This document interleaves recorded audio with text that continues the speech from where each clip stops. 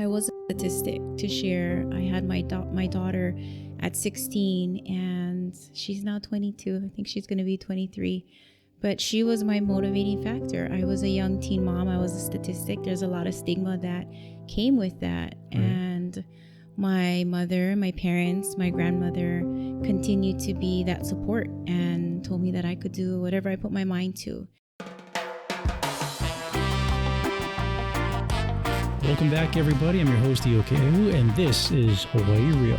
If you haven't yet, subscribe to this channel on YouTube. You can also find us on Spotify, iTunes, iHeartRadio, and Google Podcasts. And I have a website now, HawaiiRealPodcast.com. Again, that's HawaiiRealPodcast.com. You can go there, you can subscribe, and you can watch all my short videos. I post them out there. And you can listen. Did you know you can listen directly from that website to all of my audio versions of these podcasts?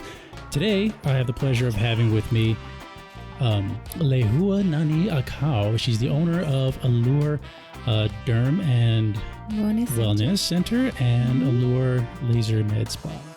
Yes, hi, aloha, good morning. Skincare. And you can tell everybody the lighting has changed, and we have a photographer here that has helped us out with the lighting, Nick. And we'll just throw a shout out to Nick. Thank you, Nick. And the lighting is like superb. I'm loving the new look. Love it. Lehua, thank you so much for coming on. Yeah, aloha, and thank you for having me, Io. So tell us about the business. I'm looking at your Instagram page. It kind of looks like Dr. Pimple Popper. Yeah, similar. Actually, I love Dr. Sandra Lee, and she's a dermatologist. My background is a little different. I have a background in nursing. I started off very young. So a lot of people ask me, how long have I been in school? 18 years. Obviously, I've climbed the ladder as a CNA, LPN, RN. But you're a local girl. I'm a local girl, born and raised. What high school? I graduated from Campbell. My ohana is from Nanakuli, and I live in Kapolei now, Hawaiian Homes. So part Native Hawaiian. Yes. Successful Native Hawaiian entrepreneur. We'd love to see that. Yeah, absolutely. So what do you guys focus on in your business? Because looking through the Instagram pages, it's like, ooh, that looks gross. Oh, that looks gross. But I can't take my eyes away. I got to watch it. Yes. So I started Allure Laser Med Spa, I would say about 3 years, maybe going on 4.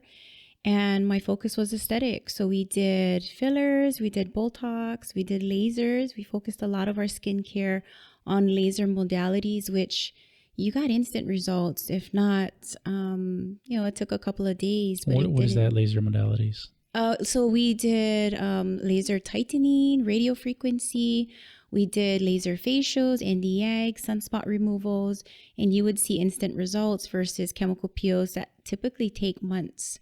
And so we started off doing that, and my background was in family practice. And so I decided to kind of dabble in it, but COVID changed things, and aesthetics wasn't considered essential, right? So getting Botox and fillers, unless you're addicted, which is totally fine. Plus everybody's wearing masks. Right. Everyone's wearing masks. So what happened getting the with COVID? fillers in the lips wasn't, really important.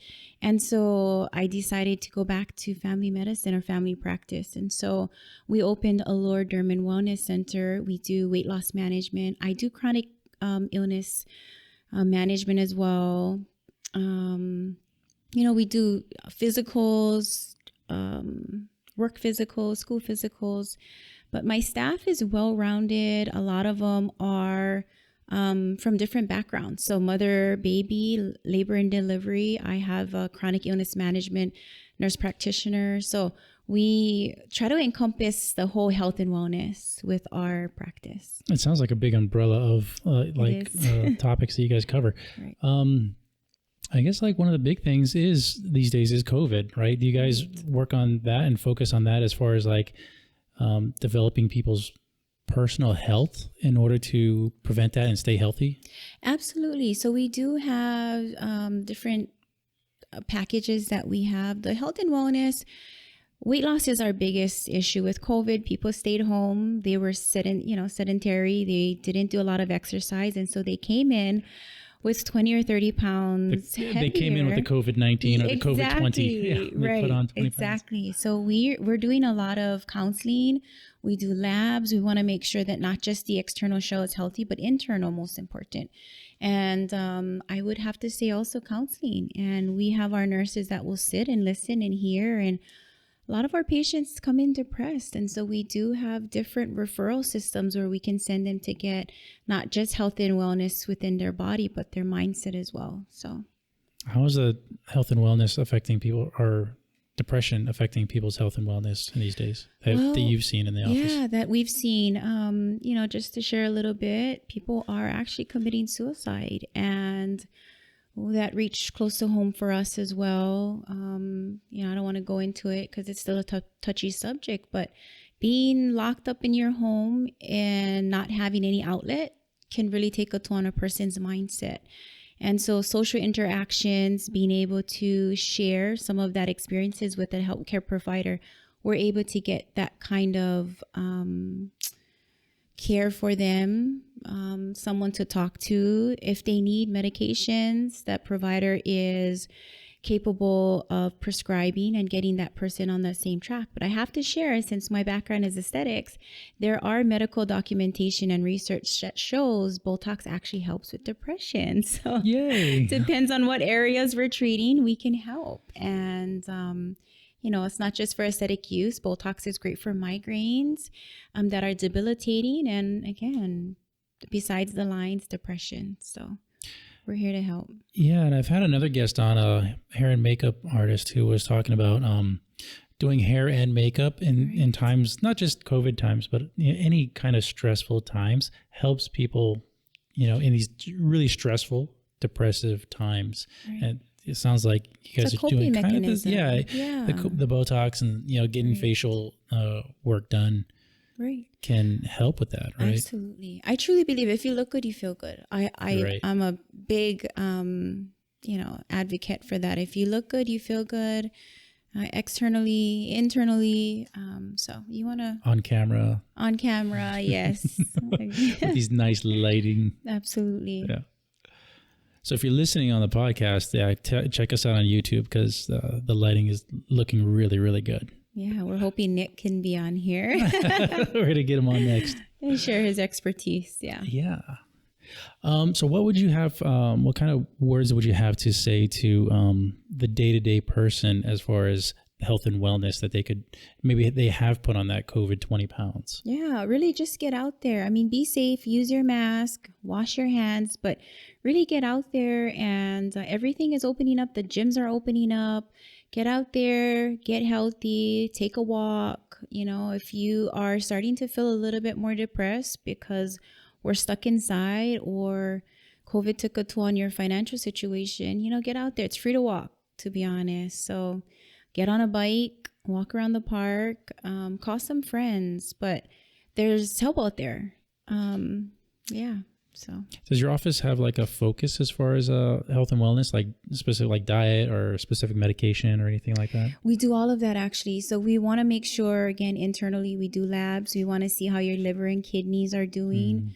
We have seen an increase in diabetes, and so hemoglobin A1C and kidney issues has been a topic actually within the last 6 months, I would say, because of COVID. And so what's the relation with that? Eating, obviously. Oh, okay. And I think our bodies went through a survival mode, and we tried to store. And so a lot of people are eating high fatty foods to store. And it's I think a mindset, but yeah, it's like toilet paper. It's exactly the same thing, right?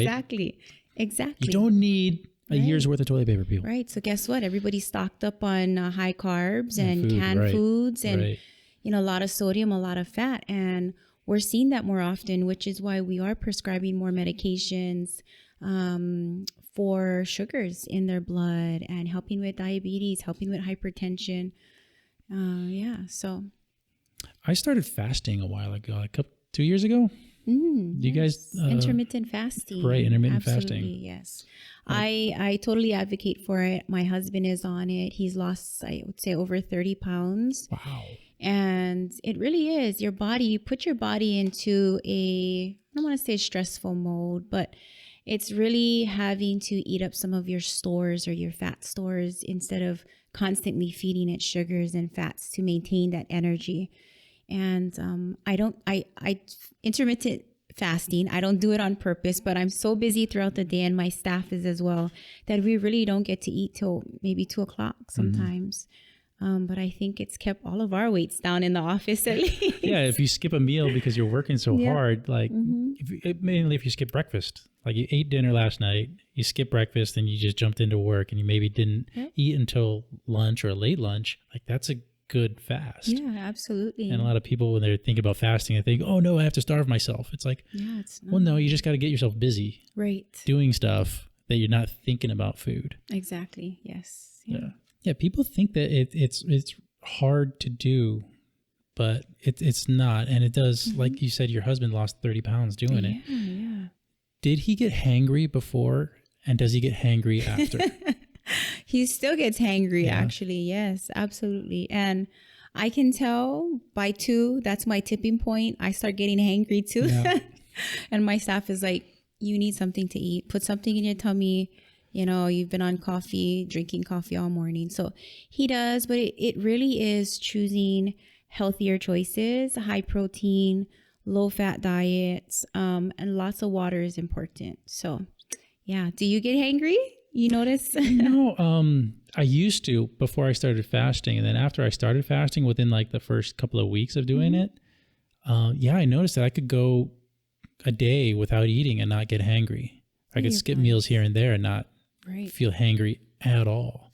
Your body's adjusting. Right. But I still need caffeine. Like I supplemented I supplement my fast with coffee and water. Yeah.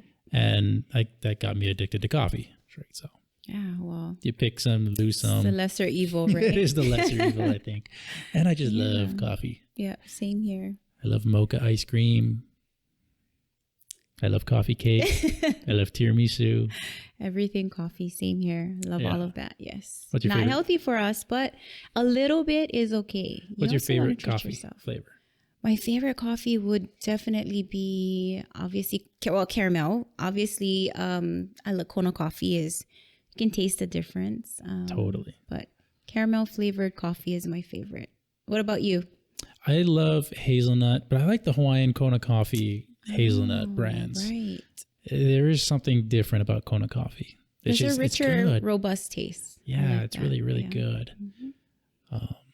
I did want to share a little bit about education because I'm an educator. Can I share a little bit about that? Dive into it. Okay, wonderful. So I am a professor at the University of Hawaii. I've been there for 11 years. I've been at the Hilo campus for 6 years, and I teach a wide range of courses, anatomy, nursing, obviously, pediatric health, and I decided to start my own school, per se, or academy. It's called Hawaii Medical Aesthetics Academy. It's the first of its kind here in Hawaii. I've got wonderful faculty. Dr. Scott Sanderson, MD from Elite Health is a part of us. Dr. Wagner also, and a couple other faculty that have drawn together or were brought together because of aesthetics. And our goal really is to educate healthcare providers on safe injections and different techniques. But the biggest thing is educating policies, procedures, because it's such a new thing here in Hawaii. And sure, plastic surgeons have done it.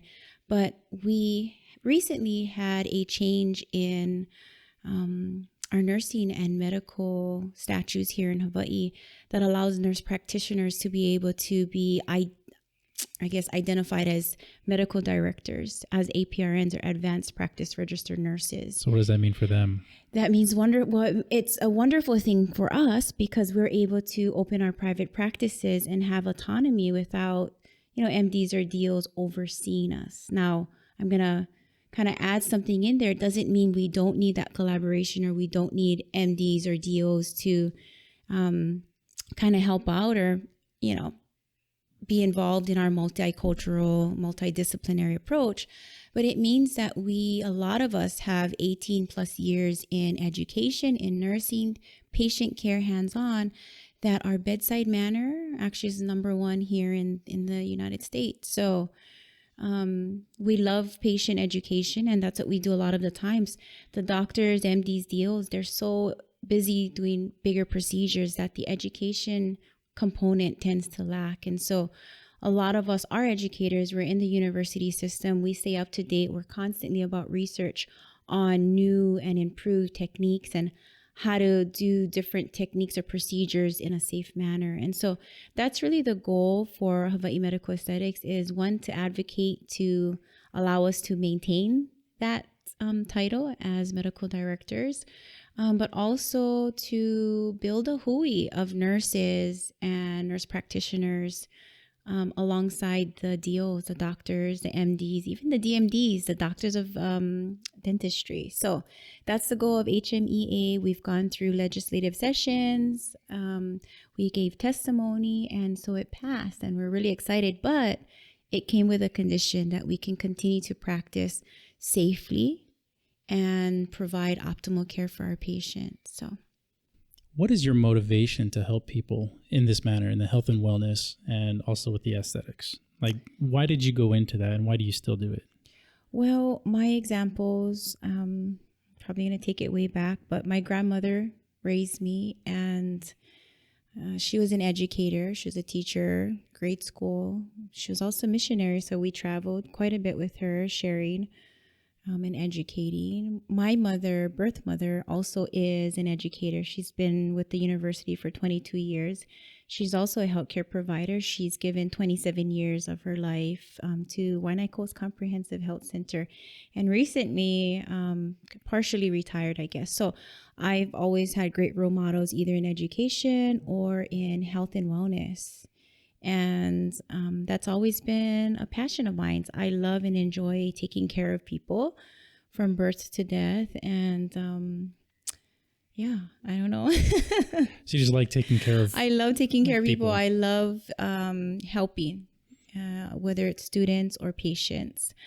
I think another aspect to that, or what is my motivating factor, I was a statistic to share. I had my daughter at 16, and she's now 22. I think she's going to be 23. But she was my motivating factor. I was a young teen mom. I was a statistic. There's a lot of stigma that came with that. Right. And my mother, my parents, my grandmother continued to be that support and told me that I could do whatever I put my mind to. And I believed it. So I have beautiful 4 children. I've got, 2 stepdaughters and 3 grandchildren, and I'm really blessed. So I think the motivation definitely came from, my children, and my drive continues to be for their betterment and their future. So. Well, you're talking about like your statistic, and a big part of that is that so many people fall into whatever statistical role that is, right? That fall into the system or get, pregnant in high school or whatever, commit crimes or whatever it may be. Like, how did you get out of that being a statistic, and how did you move on to, I think it's very easy to get stuck into that mindset. And I think that's exactly what you were sharing. You fall within a category or community and society places you in that category. And I've seen that.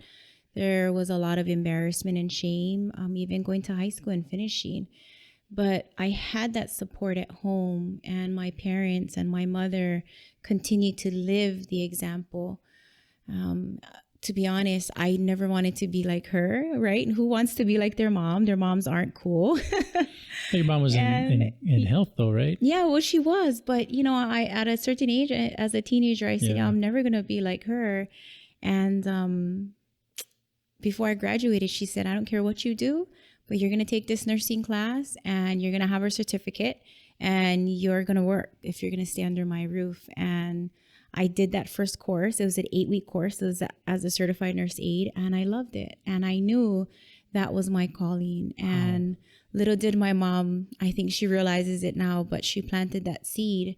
And nursing has done so much for me. You talk about success, and to me, my success and that feel-good moment is really when your patient is healthy and happy, and they continue to come to you and seek medical advice or even just advice for life. I think that's my success, and it may not come in a monetary form, but it definitely feels good at the end of the day, and I can go to sleep at night and be happy and know that I've made a difference in someone's life.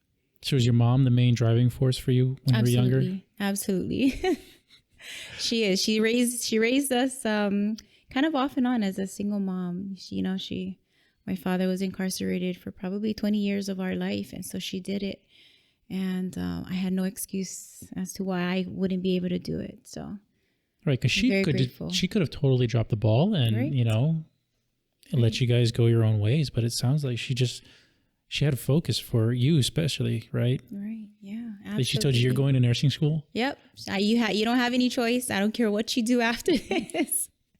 She said, you're going to take this class and you're going to have a certificate. You can move out, do whatever you want, but you're going to attend it. And I didn't realize that I was 18 years. Actually, I didn't turn 18. I was a month shy of turning 18 when I took that course. So I couldn't take my state board exam until I turned 18, which I did, obviously. And the rest is history. But when I was in that program, actually, it was a small little course out in Waipahu where my practice is now, that they actually picked me out and said, hey, like, you're going to teach this class one day.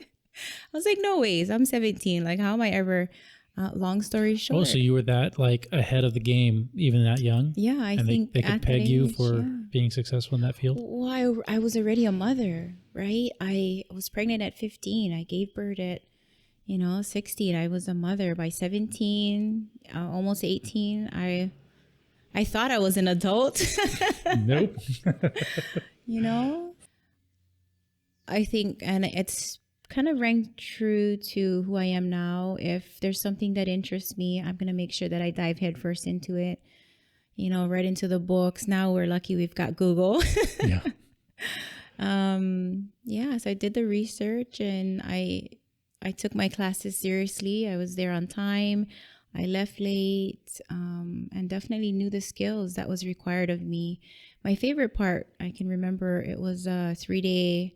It was at the convalescent center in Kuakini. And if you can imagine this, a 17-year-old girl walking in with white scrubs who had no clue what the world had to offer, and caring for a veteran who was amputated from the knee down, and a very big burly man in his 60s, and asking me to turn him and help reposition to get him comfortable. And it broke my heart.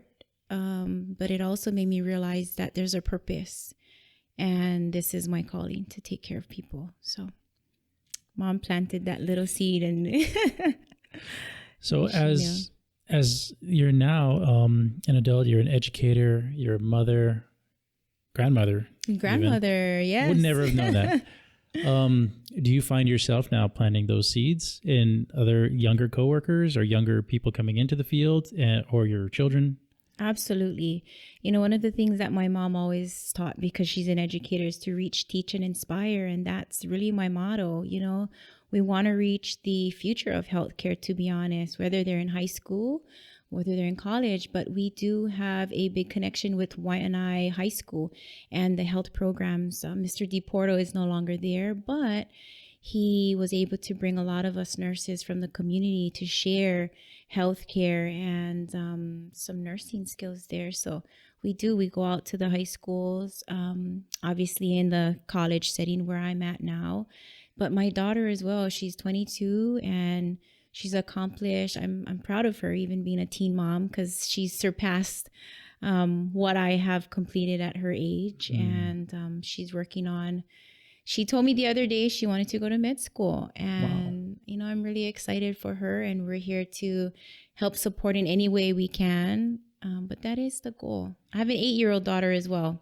And she doesn't know what she wants to be yet, but definitely. She's 8. Yeah, definitely not like Mom. That's the same thing she keeps saying. You don't come home. It's so late. Oh. So it's definitely a sacrifice. But right. Yeah. Yeah, working for, because you do. Is it safe to say you work for yourself?